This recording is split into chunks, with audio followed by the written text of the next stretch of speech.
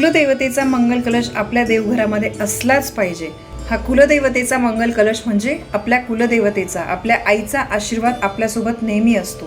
हा मंगल कलश आपल्या देवघरामध्ये स्थापित केल्यामुळे सगळ्या चांगल्या गोष्टी, सगळ्या मंगलमय गोष्टी आपल्या घरामध्ये घडतात आणि मोठ्या मोठ्या संकटांपासून आपल्या घराचं रक्षण होतं। अवधूत चिंतन श्री गुरुदेव दत्त श्री स्वामी समर्थ। कुलदेवतेचा मंगल कलश आपल्या घरामध्ये, आपल्या देवघरामध्ये असलाच पाहिजे। आत्तापर्यंत तुमच्या देवघरामध्ये मंगल कलश तुम्ही स्थापित केला नसेल कुलदेवीचा, तर या नवरात्रीमध्ये नक्की करा, न विसरता करा। कारण कुलदेवीचा मंगल कलश जर आपल्या घरामध्ये असला तर आपल्याला खूप मोठ्या संकटांपासून आपला बचाव होतो, खूप मोठ्या अडचणी आपल्यापासून लांब राहतात। बघा, ज्यांच्याकडे नाही आहे आत्तापर्यंत तुम्ही कुलदेवीचा मंगल कलश स्थापित केला नसेल तर या नवरात्रीमध्ये नक्की करा। मागच्या वर्षी बऱ्याच ताईंनी मला कमेंट केल्या होत्या की ताई, यावर्षी आम्ही कुलदेवीचा मंगल कलश स्थापित केलेला आहे। बघा, मी तुम्हाला आग्रह करते की तुम्ही यावर्षी करा, कारण कुलदेवीचा जर मंगल कलश तुम्ही तुमच्या घरात स्थापित केला ना, तुमच्या घरामध्ये फक्त आनंद आणि भरभराटी येते। आता हा कुलदेवीचा मंगल कलश म्हणजे आपल्या कुलदेवीचा आशीर्वाद असतो।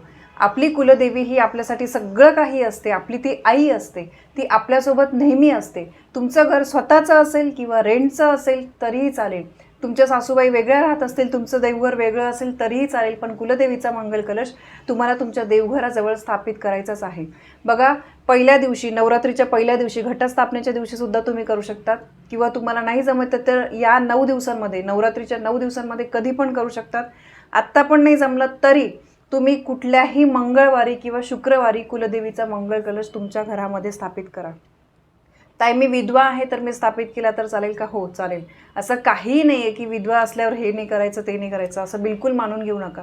तुम्ही फक्त हा मंगल कलश स्थापित करून बघा, तुम्हाला स्वतःला त्याचे खूप अनुभव येतील। मागच्या वर्षीच्या व्हिडिओच्या कमेंटमध्ये तुम्ही जाऊन बघा की हा मंगल कलश स्थापित केल्यानंतर लोकांना किती चांगले अनुभव आलेले आहे, किती चांगल्या गोष्टी त्यांच्या आयुष्यामध्ये घडलेल्या आहे, खूप गोष्टी त्यांच्या मार्गी लागलेल्या आहे, खूप कामांमध्ये त्यांना यश मिळालेलं आहे। बघा, मी तुम्हाला सांगण्यापेक्षा तुम्ही जेव्हा हे कराल ना, आणि त्यासाठी फार काही नाही करायचं, अगदी छोटीशी गोष्ट आहे, पण ही कुलदेवीची सेवा झालीच पाहिजे। आणि सगळ्यात पहिले मी तुम्हाला सांगते, घटस्थापना वेगळी आणि कुलदेवतेचा मंगल कलश हा वेगळा असतो। कुलदेवतेचा मंगल कलश हा आपल्याला आयुष्यभरासाठी स्थापित करायचा असतो। जसं देवघरामध्ये आपण देव स्थापित करतो, त्याचप्रमाणे कुलदेवतेचा मंगल कलश आपल्याला घरामध्ये स्थापित करायचा असतो। तुम्ही गणपती बसवले तो तुमचा कलश वेगळा राहील, तुम्ही अजून कुठली पूजा केली तो कलश तुमचा वेगळा राहील। हा कुलदेवतेचा मंगल कलश आपल्याला वर्षभरासाठी स्थापित करायचा आहे। त्याच्यातलं नारळ वगैरे कसं बदलायचं आहे, पाणी केव्हा बदलायचं आहे, सगळी माहिती मी तुम्हाला देणार आहे। पण आत्ता मला एवढंच सांगायचं आहे की कुलदेवतेचा मंगल कलश या नवरात्रीमध्ये तुम्ही सगळ्यांनी स्थापित करा आणि अनुभव तुम्हाला 100% आल्याशिवाय राहणार नाही। तर चला मग आता तुम्हाला दाखवते की कुलदेवतेचा मंगल कलश आपल्याला कसा स्थापित करायचा आहे। तर आता सगळ्यात पहिले आपल्याला एक तांब्याचा तांब्या पाहिजे, ठीक आहे। तर तांब्याचा तांब्या घ्यायचा आहे, पितळाचा किंवा स्टीलचा तांब्या असेल तरीही चालेल, पण तांब्याचा तांब्या जर असला तर अतिउत्तम। कुठलेही आपण देवाच्या पूजेसाठी तांब्याचा तांब्या घेत असतो, ठीक आहे।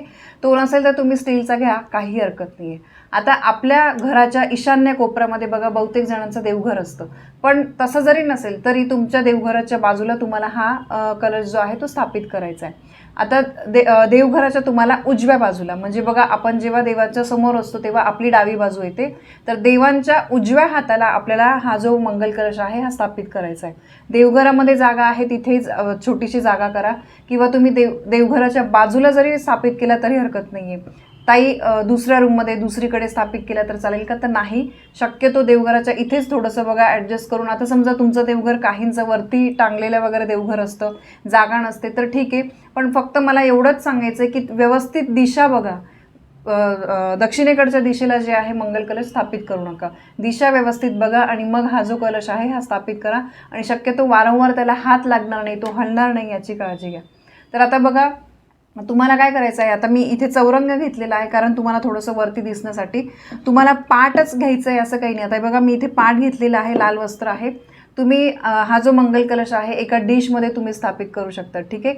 आता हे बघा, मी आता इथे एक ताटली घेतलेली आहे, या ताटलीमध्ये आपल्याला बऱ्यापैकी तांदूळ घ्यायचे, ठीक आहे। आता या तांदळावर आपल्याला हळद आणि कुंकू टाकायचं आहे की जेणेकरून ते व्यवस्थित लाल होतील, पिवळे होतील, कारण पांढरे तांदूळ आपल्याला वापरायचे नाही आहे, याचं रूपांतर अक्षतामध्ये होईल।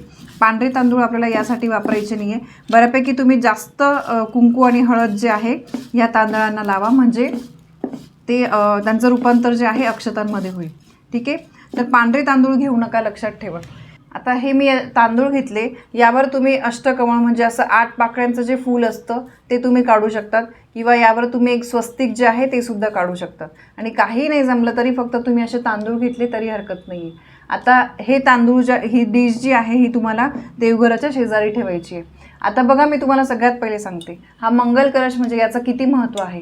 या कलशाचा हा जो वरचा भाग आहे इथे विष्णूंचं स्थान असतं. त्यानंतर कलशाचा हा जो मानेचा भाग आहे इथे शिवांचं स्थान असतं, शिवभगवानांचं स्थान असतं.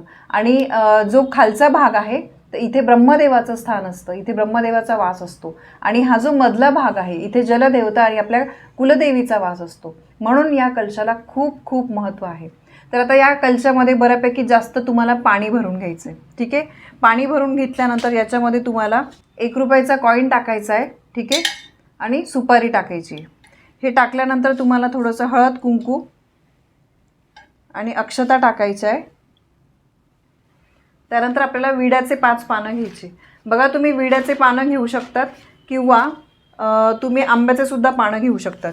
आंब्याचे पानं जे आहे ते लवकर खराब होत नाही, तर त्यामुळे तुम्ही आंब्याचे पानं घेतले तरी हरकत नाही, किंवा विड्याचे पानं घ्या. अशा प्रकारे 5 पानं जे आहे ते आपल्याला घ्यायचे. 5 घेऊ शकतात तुम्ही, 7 घेऊ शकतात, पण 5च घ्या, कारण खूप इथे गर्दी नको व्हायला. कारण नारळाचा खालचा भाग पण आपल्याला पाण्यामध्ये थोडा बुडाला गेला पाहिजे. तर आता हे बघा, असे मी 5 पानं ठेवले विड्याचे, आणि त्यावर आपल्याला हे जे नारळ आहे हे स्थापित करायचं आहे. आता बघा, इथे तुम्ही म्हणाल नारळाला तुम्ही ताई हे जे मुखवटा लावलेला आहे हे पण लावायचं आहे का? बघा, आपण याला कुलदेवीचं स्वरूप देतोय, तर त्यामुळे कुठेतरी आपल्याला तिकडे, आता बघा तुम्ही या नारळाकडे बघितलं तर खरंच तुम्हाला देवीचं रूप आहे असं वाटतं, बरोबर. आता हे सगळं ऑप्शनल आहे, तुम्ही मुखवटा लावा नका लावू हे तुमच्यावर आहे. फक्त महत्त्वाचं काय, तांब्या, त्यामध्ये पाणी, 1 रुपया सुपारी, त्यानंतर विड्याचे 5 तुम्हाला पानं ठेवायचे आहे, आणि नारळ, हे सगळ्यात महत्त्वाचं आहे. बाकी तुम्ही त्याच्यावर तुम्ही काही जण आता चुनरी ठेवतात, कोणी मुखवटा लावतं, हे तुमच्यावर आहे की तुम्हाला किती सजावट. आता काहींना पूर्ण सजावट वगैरे करून या गोष्टी ज्या आहेत त्या आवडत असतात. आता बघा, नारळाचा जो खालचा भाग आहे तो बऱ्यापैकी थोडासा पाण्यामध्ये जाईल याची काळजी घ्या. कारण काय, मग नारळ जे आहे ते व्यवस्थित राहतं, नारळ जास्त दिवस टिकतं. तर त्यामुळे नारळाचा खालचा भाग पाण्यामध्ये राहील याची तुम्ही काळजी घ्या. आता हा जो तांब्या आहे तर याच्यावर आपल्याला स्वस्तिक काढायचं आहे. पुढचा जो भाग आहे या समोरच्या भागाला तुम्हाला व्यवस्थित असं एक स्वस्तिक काढायचं आहे, हळद आणि कुंकू मिक्स करून, किंवा तुम्ही अष्टगंधाने सुद्धा स्वस्तिक काढू शकतात. त्याला बाजूला 2 रेषा काढा आणि 4 थेंब द्यायचे. ठीक आहे. आणि हे झाल्यानंतर परत हळद कुंकूच्याच तुम्हाला वरून आणि हे झाल्यानंतरच तुम्हाला 5 दिशांना 5 रेषा हळद कुंकूच्या खालून वरच्या दिशेने, हे बघा अशा प्रकारे खालून वरच्या दिशेने तुम्हाला 5 रेषा काढायच्या आहे. ठीक आहे. समोर स्वस्तिक आणि खालून वरच्या दिशेने 5 रेषा तुम्हाला काढायच्या आहे. कळालं? तर असं झाल्यानंतर आपल्याला आता हा जो मंगल कलश आहे हा स्थापित करायचा आहे. बघा, नारळ ठेवताना काळजी घ्या की नारळाचा वरचा भागच वरती यायला पाहिजे, खालचा भाग हा थोडाफार पाण्यामध्ये बुडायला पाहिजे. ठीक आहे. म्हणजे नारळ चांगलं राहतं. आता हे नारळ जे आहे ते व्यवस्थित आपल्याला या ताटलीमध्ये स्थापित करायचे. डायरेक्ट खाली हा जो कलश आहे फरशीवर वगैरे तुम्ही ठेवू नका. त्याच्या खाली आपल्याला डिश घ्यायची आहे, किंवा तुम्ही एक पानावर ठेवू शकतात. काहीतरी आसन आपल्याला याच्या खाली ठेवायचंच आहे. ठीक आहे. आता या नारळाला बघा आपल्याला हळद कुंकू अक्षता अर्पण करायचं आहे. मी परत सांगते, हे मुखवटा वगैरे हे ऑप्शनल आहे, हे तुम्हाला लावायचं तर तुम्ही लावू शकतात, फक्त तुम्ही नारळ ठेवलं तरी चालेल. आता हळद कुंकू अक्षता आपण अर्पण केलं आहे. आता त्यानंतर आपण मंगल कलशाला फुलं अर्पण करूया. हे बघा, इथे मी वेणी आणलेली आहे. मंगळवारी शुक्रवारी तुम्ही वेणी जी आहे ती पण अर्पण करू शकतात. आता अशी स्थापना झाल्यानंतर आपल्याला या मंगल कलशाला मनापासून नमस्कार करायचा आहे, आणि देवी आईला प्रार्थना करायची आहे की देवी आई, तुझ्या रूपामध्ये, तुझ्या स्मरणार्थ मी या मंगल कलशाची माझ्या देवघरामध्ये स्थापना करते आहे. माझ्या घराचं सगळ्या संकटांपासून रक्षण कर. माझ्या घरामध्ये भरभरून आनंद, सुख, समृद्धी जी आहे ती येऊ दे. मनापासून जे पण काही इच्छा आहे, जे पण काही तुम्हाला सांगणं आहे ते देवी आईला सांगायचं आहे. तर या पद्धतीने तुम्हाला मंगल कलशाची स्थापना करायची आहे. आता हे बघा, मंगल कलश स्थापित झाला म्हणजे सगळं झालं असं नाही आहे.